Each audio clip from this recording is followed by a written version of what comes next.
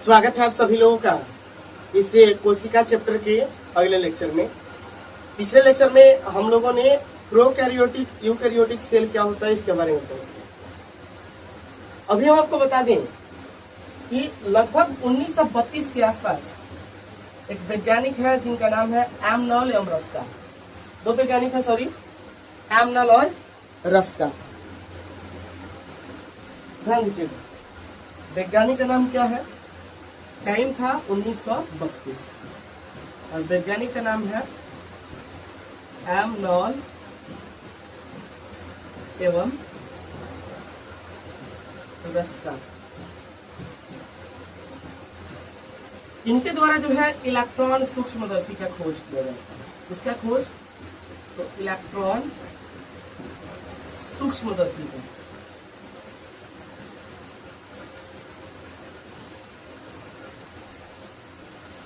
Electron सूक्ष्मदर्शी का खोज किया जाता है। किसके द्वारा? तो एमनॉल और फिर रस्का के द्वारा।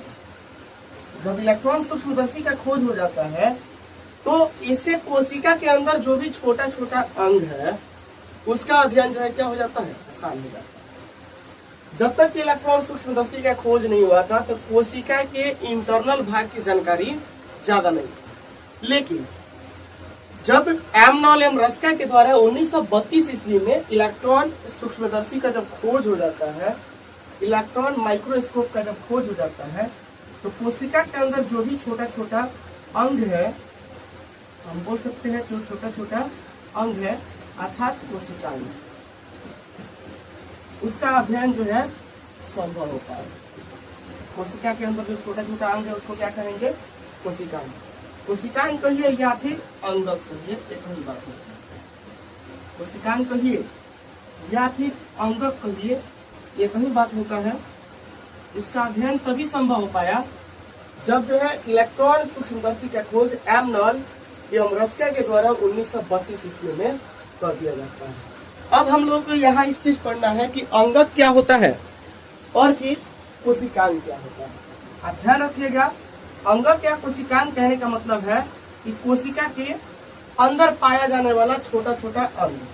कोशिका के अंदर पाया जाने वाला जो छोटा छोटा अंग है उसको क्या कहते हैं, कोशिकाएं कहते हैं या फिर अंगक कहते हैं।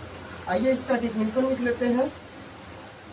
हम यहाँ हेडिंग डालेंगे कोशिकाएं, कोशिकाएं या फिर अंगक।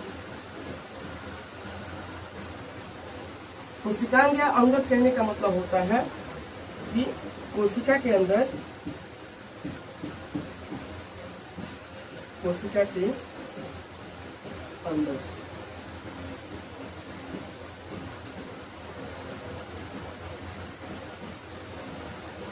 उपस्थित छोटे छोटे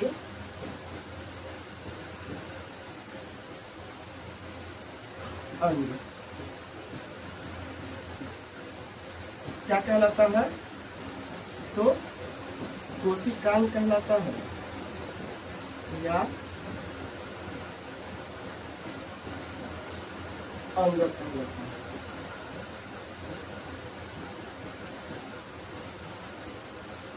ध्यान रखिएगा, कोशिका के अंदर जो भी छोटा छोटा अंग होगा उसको क्या कहेंगे, अंगक कहेंगे या फिर कोशिकाएं कहेंगे।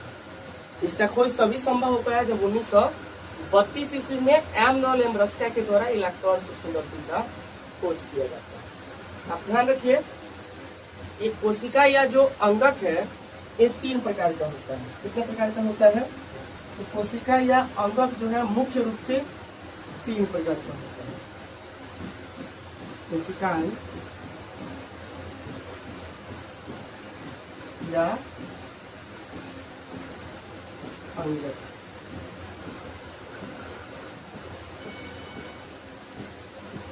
मुख्यतः 3 प्रकार का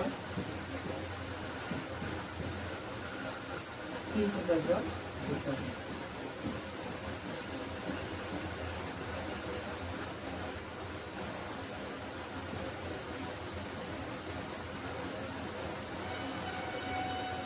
कोशिकांग या अंगक तीन प्रकार का होता है। सबसे पहला होता है कोशिका झिल्ली। क्या होता है? कोशिका झिल्ली।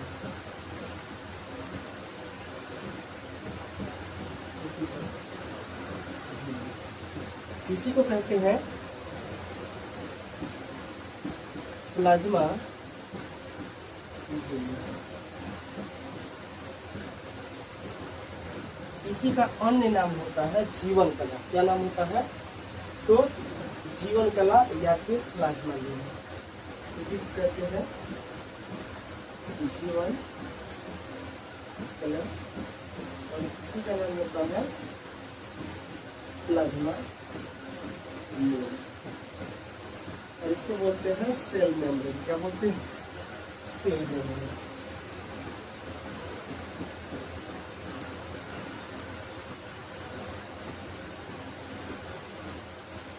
दूसरा होता है केंद्र। क्या होता है? केंद्र। हालांकि जब मैं सबको पढ़ाऊंगा तो केंद्र को बाद में पढ़ा जाएगा, इससे पहले कोशिका द्रव्य पढ़ा जाएगा। फिर तीसरा नंबर लिखते हैं केंद्र। केंद्र का मतलब न्यूक्लियस। केंद्र का मतलब क्या है? न्यूक्लियस। तो तीसरा होता है कोशिका द्रव्य। क्या होता है? कोशिका। इसी को कहते हैं, क्या कहते हैं? जीव द्रव्य। क्या कहते हैं? जीव द्रव्य। हैक्सले के द्वारा इसका नाम जीव द्रव्य रखा गया। हैक्सले के द्वारा इसका नाम जीव द्रव्य रखा गया। इसको कहते हैं साइटोप्लाज्म।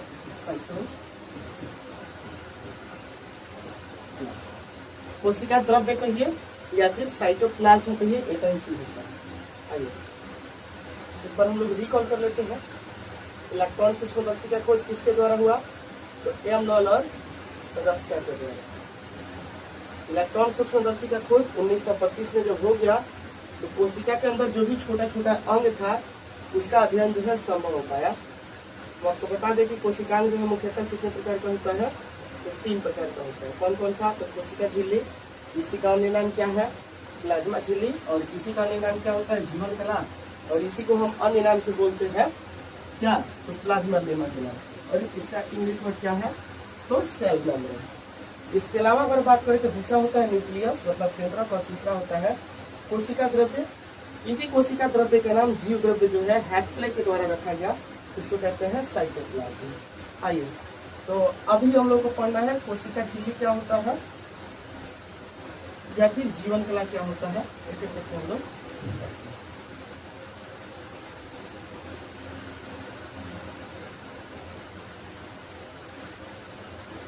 अभी हम लोग को क्या पढ़ना है? अभी हम लोग को पढ़ना है कोशिका झिल्ली। क्या पढ़ना है? कोशिका झिल्ली। आगे हेडिंग डालते हैं कोशिका झिल्ली।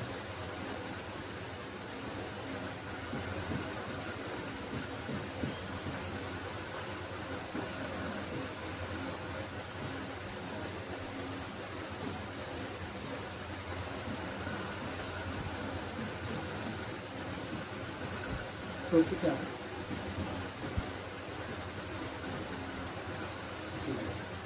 कोशिका झिल्ली मतलब प्लाज्मा मेम्ब्रेन। क्या होता है?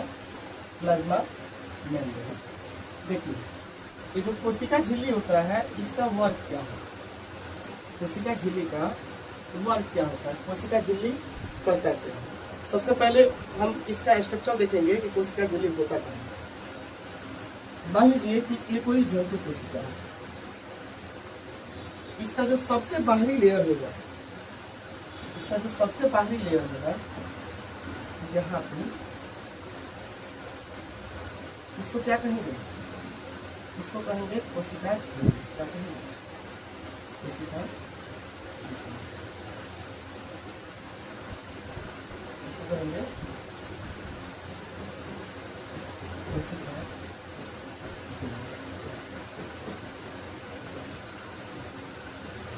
कोशिका झिल्ली का अगर हम बात करें तो इसका निर्माण जो है लिपिड और प्रोटीन के मिलने से होता है। इसका निर्माण हम यहाँ लिख देते हैं। कोशिका झिल्ली जो है सबसे बाहरी परत होती है, इसका निर्माण जो है किससे होता है? तो लिपिड से होता है और फिर प्रोटीन से। यहाँ लिखेंगे निर्माण, किसका निर्माण? तो कोशिका झिल्ली का। किससे बनेगा? तो लिपिड से बनेगा। लिपिड कहने का मतलब होता है वसा। लिपिड का मतलब क्या है? वसा। और फिर प्रोटीन से। तो लिपिड और प्रोटीन के मिलने से किसका निर्माण होता है? तो कोशिका झिल्ली का निर्माण होता है। सबसे बाहरी आवरण होता है कोशिका झिल्ली या फिर प्लाज्मा झिल्ली।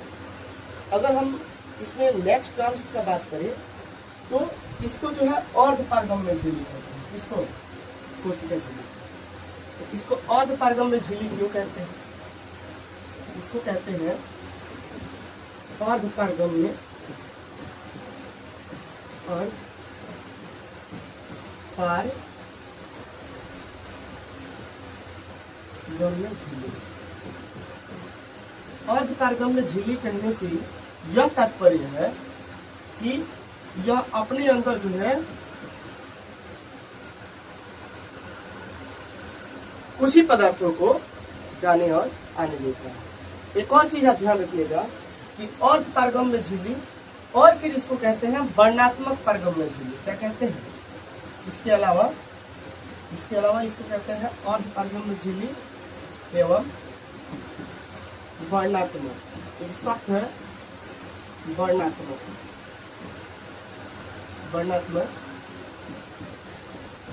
पारगम्य। तो कोशिका झिल्ली को अर्धपारगम्य झिल्ली एवं वर्णात्मक पारगम्य झिल्ली इसलिए कहा जाता है क्योंकि यह अपने अंदर जो है कुछ ही पदार्थों को आने और जाने देता है। कुछ ही पदार्थों को आने देता है या फिर जाने देता है। कहने का मतलब ये है कि ये जो है सिलेक्टिव मटेरियल्स को अपने अंदर आने देता है या फिर जाने देता है। कौन? तो कोशिका झिल्ली कुछ ही पदार्थों को अपने अंदर आने देगा या फिर जाने देगा। इसीलिए जो प्लाज्मा झिल्ली है, कोशिका झिल्ली है, इसको कहा जाता है चयनात्मक, वर्णात्मक, अर्धपारगम्य झिल्ली। अर्धपारगम्य मतलब होता है सेमी परमेएबल, मतलब कुछ पदार्थ को आने जाने देगा। और इस सेमी कहने का मतलब है, अर्ध कहने का मतलब होता है कि मतलब पारगम्य कहने का मतलब होता है कि पूर्णतः आर पार कर जाए। अर्धपारगम्य कहने का मतलब होता है कि कुछ ही पदार्थ को आने और जाने देगा। और वो भी किस प्रकार का? तो सिलेक्टिव मटेरियल होगा। इसीलिए इसको बोला गया वर्णात्मक पारगम्य झिल्ली। किसको? कोशिका झिल्ली को। अगर हम कोशिका झिल्ली के नेक्स्ट टर्म्स का बात करें तो बाबू इसका खोज जो है 1855 ईस्वी में एक वैज्ञानिक थे जिनका नाम है क्रेमर। क्या नाम है? 1855 ईस्वी में एक वैज्ञानिक है जिनका नाम है क्रेमर। कब? 1855 ईस्वी में वैज्ञानिक का नाम क्या है? तो क्रेमर और फिर नेगली। क्रेमर एवं नेगली के द्वारा 1855 ईस्वी में खोज किया जाता है। किसका? तो कोशिका झिल्ली। कोशिका झिल्ली क्रेमर और नेगली के द्वारा कोशिका झिल्ली का खोज किया जाता है। अब ध्यान रखिएगा, एक टर्म से पारासरण, तीसरा को आप ध्यान रखिए।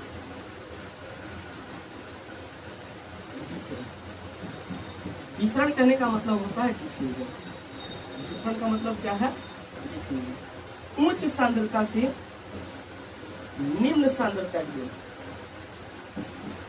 उच्च सांद्रता से किधर? तो निम्न सांद्रता की ओर क्या होगा? पदार्थों की गति होगी। उस चीज को बोलेंगे विसरण। अब विसरण जो है ज्यादा से ज्यादा किसमें होता है? वैसे ही होता है। जैसे मान लीजिए कि एक अगरबत्ती जलाए किसी कोने में अगर हम खोज देते हैं तो अगरबत्ती का स्मेल जो है पूरे रूम में। तो उच्च सांद्रता से निम्न सांद्रता की ओर जो गति होगी उसको कहेंगे विसरण। क्या कहेंगे? विसरण। कोशिका झिल्ली का खोज किसके द्वारा किया गया? तो क्रेमर और नेगली के द्वारा। कब किया गया था? तो 1855 ईस्वी में किया गया। कोशिका झिल्ली का अगर हम बात करें तो कोशिका झिल्ली का अब हम लोग को पढ़ना है कार्य। क्या पढ़ना है? कार्य। हम यहाँ हेडिंग डालते हैं कोशिका झिल्ली का कार्य। कोशिका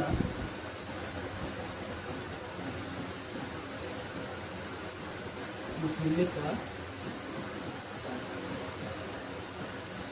कोशिका झिल्ली करता क्या है? सबसे पहला काम कि कोशिका को क्या करेगा? तो बाहरी आघातों से सुरक्षा करेगा। लिख सकते हैं कोशिका को सुरक्षित रखने में सहायता करता है। कोशिका को सुरक्षित रखने में सहायता करता है। कौन? कोशिका झिल्ली। कोशिका झिल्ली जो है सबसे बाहरी आवरण है। अगर कोशिका झिल्ली सुरक्षित है तो कोशिका के अंदर जो भी छोटा छोटा अंग है, ऑर्गेनेल्स है, सुरक्षित है। तो इसका सबसे पहला काम क्या होता है? तो कोशिका को सुरक्षित रखना। उसके बाद से हम नेक्स्ट का बात करें तो कोशिका में इसके आकार को भी नियंत्रित करता है। हम लिख सकते हैं कि यह कोशिका की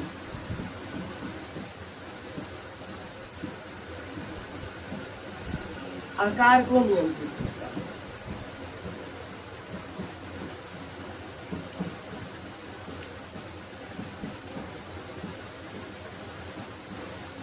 और कोशिका झिल्ली कोशिका के आकार को क्या करेगा?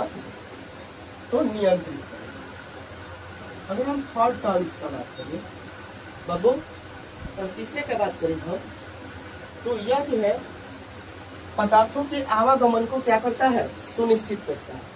कोशिका झिल्ली कौन सा पदार्थ कोशिका के अंदर प्रवेश करेगा, कौन सा पदार्थ कोशिका के अंदर प्रवेश नहीं करेगा, इसका भी निर्धारण कौन करता है? कोशिका झिल्ली। हम यहाँ लिख सकते हैं कि यह पदार्थों के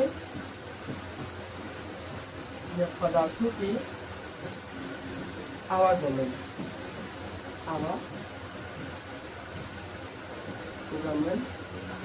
को